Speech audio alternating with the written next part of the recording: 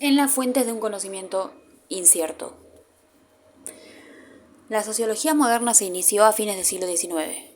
En este momento adoptó un conjunto de características teóricas, metodológicas e institucionales que le confirieron el estatus de disciplina científica y la distinguieron desde el punto de vista de los derechos, aunque no siempre desde el de los hechos, de la filosofía social o de los ensayos literarios. Sin embargo, la adquisición de este estatus fue el resultado de un lento trabajo histórico que, en lo esencial, se produjo a lo largo del siglo. Por supuesto que los grandes pensadores de la filosofía de la Ilustración, como Hobbes, Locke, Montesquieu, Rousseau, nutrieron la reflexión sociológica que estaban haciendo. Pero quizá la sociología moderna haya echado raíces todavía más en los rasgos nuevos de la cultura que se esbozó al final del siglo XVIII.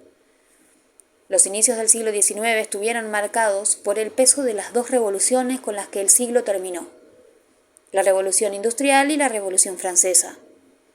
Hechos de índole y de nivel diferentes, cuyo punto en común reside quizás en el sentimiento de ruptura que generaron, la constitución de las nuevas cuencas industriales, el cambio de las relaciones entre ciudades y campo, el surgimiento de un proletariado que vivía hacinado en los barrios urbanos, crearon problemas nuevos.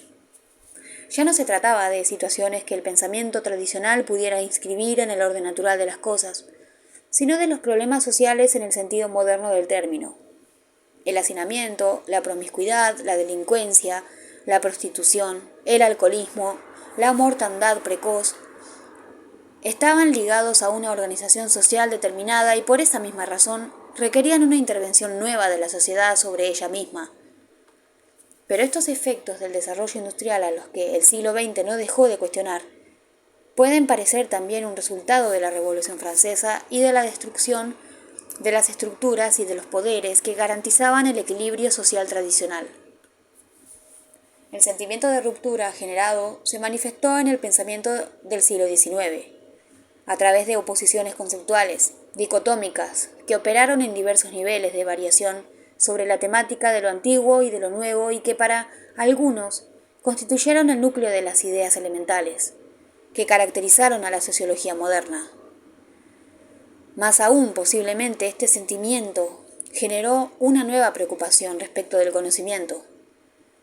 Es fácil decir a problemas nuevos, métodos nuevos. Y sin embargo, el siglo XIX vio nacer la investigación social. Esta se alejó de la memoria de viajes que podían practicar las mentes preclaras de los siglos precedentes. Tendió a sustituir el detalle pintoresco o la digresión filosófica por la descripción minuciosa y la descripción detallada.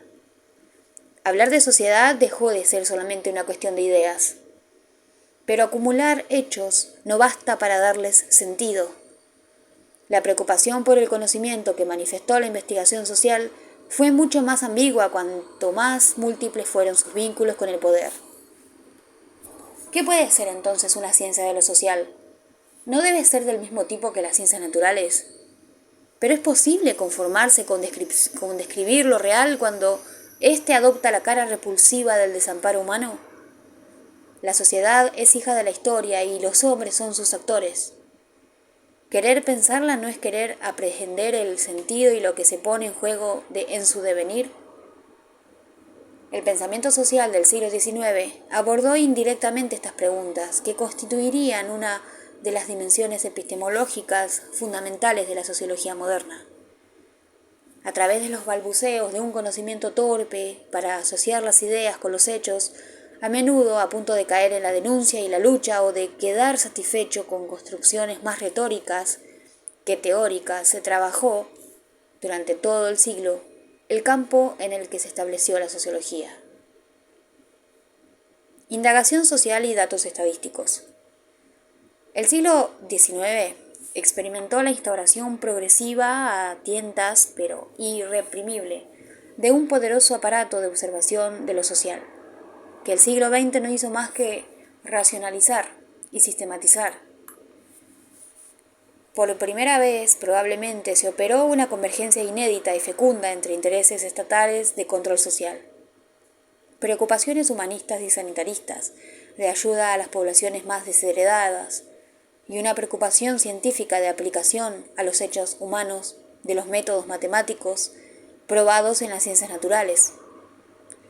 Sin embargo, no hubo nada sistemático en este encuentro, sino más bien la impresión de un hervidero y de una abundancia extraordinarios que movilizaban a múltiples actores, así como las administraciones públicas, que progresivamente pasan de la encuesta puntual al censo sistemático, apelan a sus funcionarios, las instituciones académicas, las oficinas asistenciales y las diversas iniciativas privadas que están a la cabeza de las investigaciones. Se apoyan esencialmente en todos los que están en una posición de observación privilegiada a raíz de su situación: médicos, curas, magistrados, maestros, a falta de un corpus especializado de observadores sociales, como el que instituyó el siglo XX, se recurrió a estos intermediarios.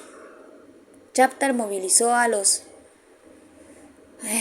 sacerdotes para la encuesta de 1800 y no dudó en darles la siguiente consigna: no duden en dirigirse a los hombres más lúcidos de su departamento, a aquellos que, por su posición, pueden ver con mayor facilidad y que por sus vínculos con la patria están más dispuestos a comunicar el resultado de sus observaciones.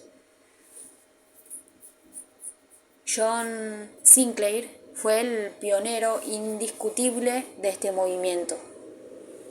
Entre 1791 y 1799 publicó los 20 volúmenes de su Analysis of the Statistical Account of Scotland. Agrónomo apasionado por la reforma, había decidido enviar a todos los pastores de las 160 parroquias de Escocia un cuestionario con 160 preguntas sobre el estado geológico, geográfico, histórico y demográfico de su circunscripción. Este envío inauguró una larga correspondencia de más de 20.000 cartas. Villermé, que para su encuesta sobre el estado de los obreros de las fábricas textiles no dudó en cubrir toda Francia, subrayó paralelamente el papel decisivo de estos intermediarios. Comillas. En todas partes, magistrados, médicos, fabricantes, simples obreros, están dispuestos a secundarme. Con su ayuda pude ver todo, oír todo, conocer todo. Me dieron información según sus deseos. Más allá de esta diversidad de actores a los que se pidió ayuda y de los implicados riesgos de dispersión y de distorsión de la información obtenida, comenzaron a funcionar verdaderas instituciones con el objetivo de recabar información. Los grandes censos de población aparecieron en el siglo XVIII, especialmente en los países escandinavos, que en este tema mostraron un avance notable. Solo a comienzos del siglo XIX se instituyeron los primeros procedimientos de recolección y de publicación periódicas. Primero se las arreglaban con los datos demográficos globales: casamientos, nacimientos, decesos, pero luego se pasó a los diversos sectores de la vida social, y gracias a las organizaciones estatales y las estructuras administrativas se llegó a la estadística industrial, la estadística agrícola, la estadística criminal, la estadística escolar, etc. Al lado o al margen de estos emprendimientos oficiales se desarrollaron sociedades académicas de nuevo cuño, que asociaron a emprendedores, sanitaristas, científicos y filántropos. En su mayoría aparecieron en las cercanías de los años 1830, Sociedad Francesa de Estadística Universal, 1829, Sociedad Libre de Estadística, Sociedad de Estadística en Londres, 1833, una sociedad estadística en Manchester, 1833. Publicaban regularmente sus encuestas e informes que luego la prensa comentaba. En muchos aspectos, esta época estuvo marcada por una fe científica en las virtudes de la medición que dieron impulso al desarrollo de los métodos estadísticos y a los primeros logros en su aplicación a los hechos humanos. Alexandre Parens Duchatelet escribió lo siguiente: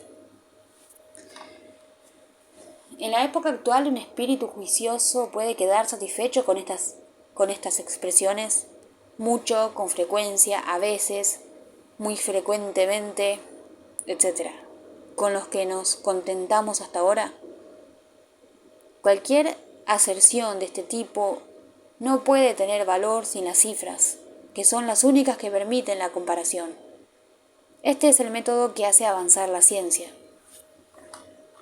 y que le ofrece a la administración el medio para caminar con confianza de perfeccionamiento en perfeccionamiento.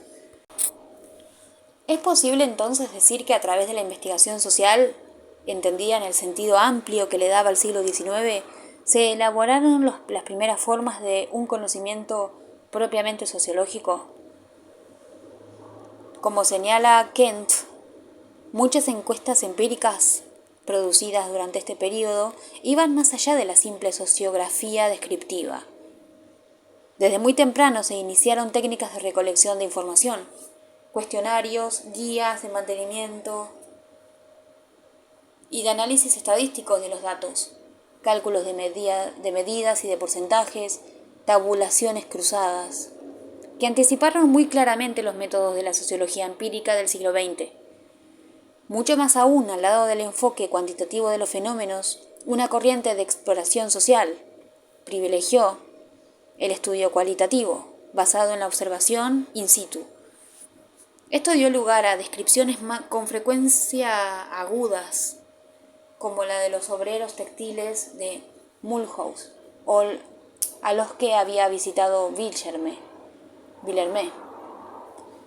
Entre ellos hay una multitud de mujeres pálidas, delgadas, que caminan descalzas por el barro y que, como no tienen paraguas, cuando llueve, llevan sobre la cabeza el delantal o la falda del lado del revés, para taparse la cara y el cuello, y una cantidad aún mayor de niños no menos pálidos ni menos macilentos, cubiertos de andrajos, grasientos por el aceite de las máquinas que les cayó encima mientras trabajaban. Que esta corriente se haya asociado a la precedente o que se haya separado claramente de aquella. En ambos casos lo que se logró fue un refuerzo de la idea de que se estaban constituyendo los primeros frutos de un conocimiento científico de lo social. Este alcanzó su forma más acabada con las obras del francés Frédéric Lepley y del inglés Charles Bort, pero simultáneamente se marcaron las debilidades de un conocimiento demasiado ignorante de las condiciones epistemológicas de construcción de un saber científico. El caso de Frédéric Lepley es sin lugar a dudas el más ejemplar. Este estudiante de la Escuela Politécnica, ingeniero en minas, cuya carrera profesional se desarrolló por completo dentro de esta escuela, en la que ocupó diferentes funciones sucesivas, fue simultáneamente el inventor de un método sistemático de recolección de datos sociales. Un consejero al que Napoleón III escuchaba, un dignatario del Segundo Imperio y el fundador de un movimiento de estudio y de reforma. La Sociedad de Economía Social que, a través de diversas peripecias, se perpetuó hasta nuestros días. Su obra más importante, Les Ouvriers Européens, 1855, presenta 36 monografías de familias obreras, realizadas en toda Europa. Inauguró un movimiento de investigación que, por medio de la Sociedad de Economía Social, llegó a publicar entre 1857 y 1912 13 tomos de monografías tituladas Les Ouvriers des Deux Mondes. El método que perfeccionó Lepley puede conocerse de dos maneras diferentes: a partir de las monografías publicadas y del modo de construcción que implican, o a partir de la presentación que hizo el autor, a fines de su vida, en 1879. En la méthode sociale, las monografías se caracterizan por poseer un plan sistemático y unificado de recolección y de exposición de los datos, que consta de 13 párrafos reunidos en 4 grandes partes. 1. Definición del lugar de la organización industrial y de la familia. 2. Medios de existencia de la familia. 3. Modo de existencia de la familia. Y 4. Historia de la familia. Este plan era intocable. Según el caso, podía ser completado con anexos. Por ejemplo, el estudio sobre el carpintero parisino está acompañado por notas sobre los talleres, sobre la huelga de 1845, sobre las obras de construcción, etc. El que se realizó sobre la lencería de Lille, con informaciones sobre la condición obrera de Lille, la influencia de Bélgica, el uso de las bebidas, etc. Las informaciones que aparecen bajo cada rúbrica son tan detalladas y precisas como era posible que fueran, y dan cuenta de la historia de los diversos miembros de la familia, de los comportamientos religiosos, sanitarios, alimentarios, de las creencias y de los diversos compromisos. Le prestan mucha atención a la economía doméstica y a la estimación en cifras de la totalidad de los bienes, propiedades inmobiliarias, dinero, material profesional, muebles, utensilios, ropa. Cada pieza tiene un valor acordado y cada categoría de bienes da lugar a un subtotal particular. Por ejemplar, el obrero carpintero parisino posee 1870 frascos de muebles y de ropa, repartidos en 868 francos de muebles. Estos incluyen para toda la familia ropa de trabajo, de salir, así como los adornos de las mujeres.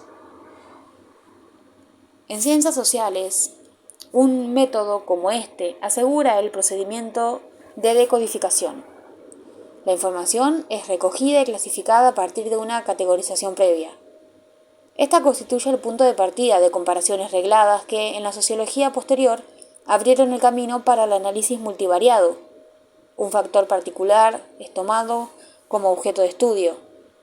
Por ejemplo, la proporción de carne en la alimentación cotidiana. El procedimiento intentará confrontar su variación con la de otros datos recolectados. Nivel de ingresos, oficios, creencias, etc. Pero Le Play no se compromete de ningún modo con esta dirección. Los datos cuantificados que acumula son medidas inmediatas, aun cuando sean reconstruidas, edades, tamaños, superficies, precios. De ningún modo se trata de lo que el método posterior va a designar con el término indicador. De hecho, su preocupación por la codificación y la cuantificación está al servicio de una concepción científica e ideológica de la sociedad. Al respecto, la lectura de la méthode social es especialmente iluminadora. Allí, Le Play se dedica a la historia y al resumen de un tipo de método cuyo eje central es el deseo de remediar los males de la época. Vi nacer en 1827, en el momento en que dejaba la escuela politécnica, los sufrimientos sociales que hoy tomaron un carácter tan peligroso, y con mis condiscípulos más eminentes, lo primero que hice fue pensar en cómo remediarlos. En lugar de buscar solución en un nuevo sistema, convencido de que los hombres siempre quisieron huir del sufrimiento, Le Play eligió observar los hechos. Esto lo llevó a un descubrimiento valioso. Para curar los sufrimientos sociales no hay nada que inventar. Por todas partes, la felicidad consiste en la satisfacción de dos necesidades principales, que están impuestas por la naturaleza del hombre. Su importancia fue señalada en todas las razas importantes. La primera es la práctica de la ley moral, vinculada a la creencia de que esta ley, emanada de Dios, es el complemento de la creación material del hombre. La segunda es disfrutar del pan cotidiano. En las razas prósperas, estas necesidades están aseguradas por la constitución esencial. En las razas prósperas estas necesidades están aseguradas por la constitución esencial, por los dos elementos fundamentales y permanentes, el decálogo eterno y la autoridad paterna, y por 5 elementos variables, los ritos de la religión, la organización de la soberanía y las 3 formas de la propiedad de la tierra. Estas convicciones parecen haberse forjado poco a poco en Le Play.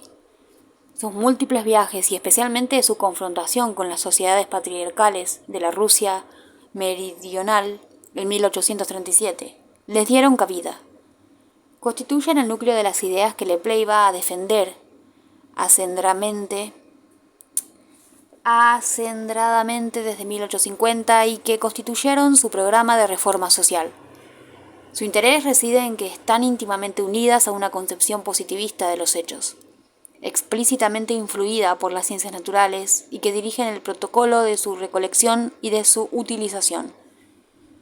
De este modo, en Lepley, la preocupación especialmente nueva de llevar a cabo monografías comparativas de familias que pertenecían a contextos culturales muy diferentes, el rigor de las órdenes que se impartían a los encuestadores de campo, la exhaustividad de las categorías consideradas, apuntaban esencialmente, en último análisis, a constituir un repertorio de hechos numerosos, entre los cuales la comparación se realizaba espontáneamente y cuyas conclusiones se ubicaban naturalmente bajo la evidente autoridad de una doctrina.